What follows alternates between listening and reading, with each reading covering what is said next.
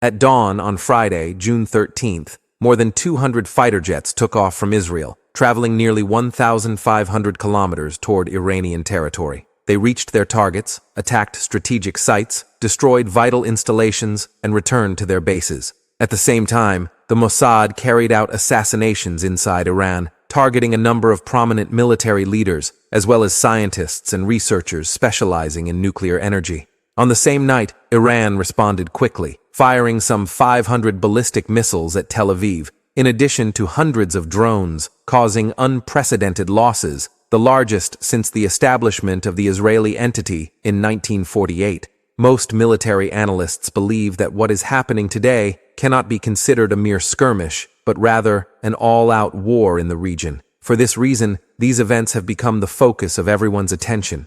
But the question many are now asking is, why did Israel carry out this attack at this particular time? What is the real motive behind targeting Iran? Who is considered the victor so far? Finally, how might the situation evolve going forward? Everything in this episode reflects events as of the time it was recorded, and new developments may have occurred by the time you watch this episode. Before we get started, if this is your first visit to the channel, don't forget to subscribe and activate the notification bell so you'll receive all our new videos as soon as they're posted. The enmity between Iran and Israel is an old one, with its roots mainly dating back to after 1979, when the Iranian Revolution took place. The new regime that came to power in Iran saw Israel and the United States as allies and even supporters of the previous regime. In addition, Iran viewed the U.S. and Israeli military presence in the region as a direct threat to its national security. The dominant feeling within Iran at that stage was that they were surrounded from all sides, without any regional alliances or real protection. In order to secure itself, the Iranian regime relied on two main tracks. The first path was to expand regional influence by supporting armed groups in the region, dubbed the Axis of Resistance, such as Hezbollah, the Houthis, and others. The goal of this support was to protect Iran's borders and gain broad political influence in the region. The second track was the Iranian regime's pursuit of nuclear weapons as a means of demonstrating power in the international arena. To achieve this goal, Iran exerted great efforts and searched for all possible ways to reach it. The issue of nuclear weapons has become a major concern for Israel. Israel possesses about 90 nuclear warheads, and although it does not officially admit it, its possession of these weapons is an indisputable fact. But what Israel absolutely rejects is the idea of any other country in the region, namely Iran, possessing a nuclear weapon. A nuclear-armed Iran would pose a direct existential threat to Israel. For this reason, since 1979, Israel has considered Iran to be the greatest danger and enemy number one, even more so than the Arab states themselves. One of Israel's most important goals over the years has been to prevent Iran from obtaining a nuclear weapon by any means possible. On this basis, Israel was constantly raising its complaints to the United States, which prompted successive U.S. administrations for more than 20 years to exert continuous pressure on Iran through the imposition of sanctions to force it to abandon its nuclear program. These pressures reached a turning point in 2015 when then-President Barack Obama announced that he was ready to lift all economic sanctions imposed on Iran on the condition that it reduce its stockpile of enriched uranium below the limit that would allow the production of a nuclear weapon. He also stipulated that Iran would allow the International Atomic Energy Agency, IAEA, inspectors to periodically access its nuclear facilities to monitor its compliance with the agreement. In the end, Iran agreed, and an agreement was reached in Lausanne, Switzerland, in the presence of representatives of 5 countries, namely China, Britain, Germany, Russia, France, and Britain. This agreement was known as the Lausanne Nuclear Agreement and was considered by many analysts at the time to be a major achievement for the Obama administration. In 2018, U.S. President Donald Trump made a surprise decision to withdraw the United States from the nuclear deal with Iran and reimpose sanctions. However, Iran used this withdrawal to its advantage, as it was no longer bound by any restrictions, and began to develop its nuclear program secretly until it was able to enrich uranium to 60%, which is very close to the level required to produce a nuclear weapon. When Joe Biden became president after Trump, He tried to restart negotiations with Iran, but failed to reach an agreement. Then Donald Trump came back again in his current term and seemed to want to correct what he perceived as a mistake. So at the beginning of 2025, he began putting significant pressure on Iran to negotiate a new nuclear deal and sent a U.S. envoy to meet with Iran's foreign minister. 5 rounds of negotiations took place, and despite all this, these efforts did not achieve any realistic result. During this period, Israel was following the events moment by moment in a state of great anticipation and anxiety. It viewed the Iranian nuclear issue as a nightmare that needed to be ended. Commenting on the recent military strike, Israeli Prime Minister Benjamin Netanyahu said, "We will not allow a new Holocaust." It was clear that he was addressing his people on the basis that the threat is existential and that Israel will be completely annihilated if decisive action is not taken. Indeed, on June 13th, Israel carried out a direct military attack on Iran, accurately and directly targeting nuclear facilities. The big question is why Netanyahu chose this particular time to carry out the attack. Why did Netanyahu choose this particular time to carry out the attack on Iran? First of all, we must recognize that Israel has known for years that Iran has reached the 60% uranium enrichment rate. This has been known for 3 or 4 years, so it's not new at all. In other words, Israel has been trying to carry out an attack on Iran for some time, but has not been able to do so, simply because Iran was in a much stronger position then than it is now. Its allies, the so-called Axis of Resistance, were providing it with significant support and preventing it from being directly targeted. But when the balance of power in the region was disrupted, the Syrian regime, a key Iranian ally, was taken out of the equation. Hezbollah was hit hard by the pager leak several months ago. The Houthis continued to receive repeated blows from the United States about 3 months ago, and Hamas was exhausted by the long war in Palestine. All these factors combined to leave Iran's back exposed. Netanyahu's government saw this as the perfect opportunity to carry out an attack deep inside Iran, targeting part of its nuclear system, in an attempt to delay its progress towards nuclear weapons. In addition, Netanyahu and his government are facing great internal and external pressures. He is being pursued by multiple criminal cases, and his popularity inside Israel is declining day by day, while opposition voices are increasing, demanding that he be tried and imprisoned as soon as possible. Therefore, the attack on Iran is a golden opportunity for him, through which he can achieve a political or military victory that improves his image and distracts attention from his internal crises. Through this move, he also seeks to remobilize American and European support, especially after many European countries gradually began to distance themselves from his battle, and some even began to oppose what he is doing.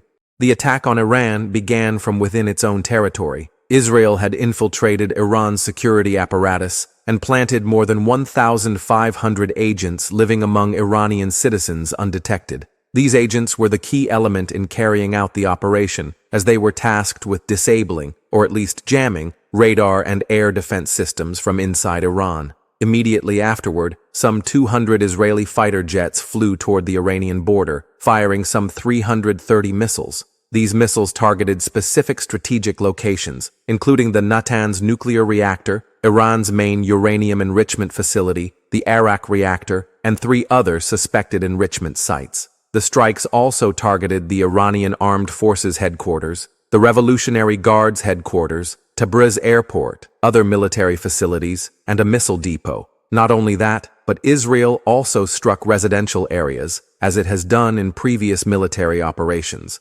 The agents deployed inside Iran also contributed to a series of assassinations, including the chief of staff, the commander of the Revolutionary Guards, and about 10 scientists and experts in the field of nuclear energy who were instrumental in the development of Iran's nuclear program. As for the precision strikes that targeted specific residential apartments, they were not the result of advanced techniques or space technology, as some are promoting, but simply because these agents were on the ground and provided accurate information that enabled the bombers and missiles to hit their targets directly. For a long time, they had been collecting intelligence data on the locations of these figures. Clearly, the operation was a major scandal and security disaster for Iran, showing a severe weakness in the performance of its intelligence apparatus, and even raising questions about its very existence. Up to this point, Israel had achieved significant gains and expected the Iranian response to be limited or weak, especially in light of the state of exhaustion that Iran is experiencing as a result of the recent strikes,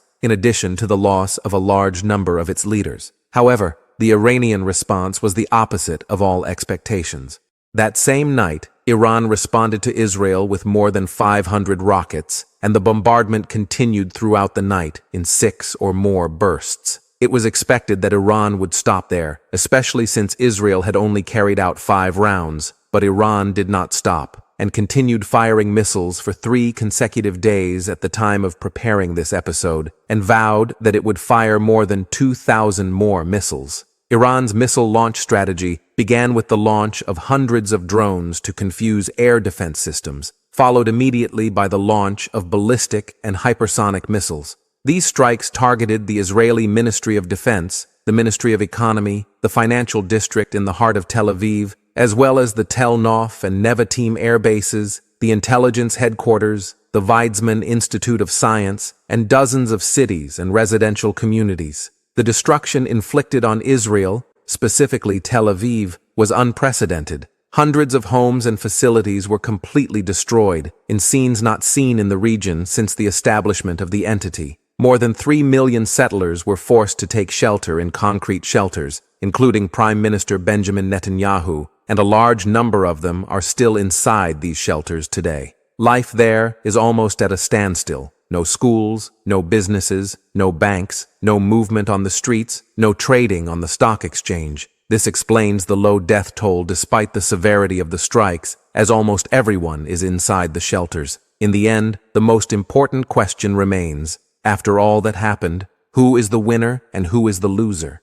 In order to be able to answer this question, we must first recognize the goals of each side. For Israel, its goals were to destroy Iran's nuclear program, or at least to bring Iran to the negotiating table. It also sought to achieve a victory that would draw public attention, in addition to trying to topple the Iranian regime from within, by stirring up public discontent and antagonizing the ruling regime, thereby getting rid of Khamenei and his regime. In this context, Israeli Prime Minister Benjamin Netanyahu came out in an interview a few days ago, addressing the Iranian people, saying that the time has come to be free from this tyrannical regime, and that Israel is ready to help them and stand by their side. He even called the operation inside Iran the Rising Lion, the slogan of the pro-Israeli Iranian Empire before the 1979 revolution. But the question remains, were these goals achieved? The answer is simply no. First, despite all that happened,